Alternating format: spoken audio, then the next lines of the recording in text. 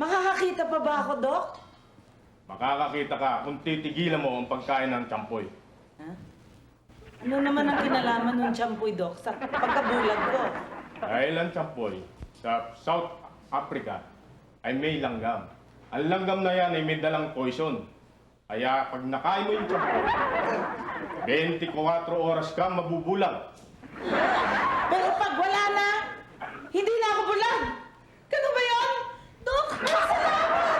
Dok, paano yun? Eh, kumain kami ng champoy. Pinilit pa ako 5 rin kumain ng champoy eh. O 24 oras kayong mabubulag.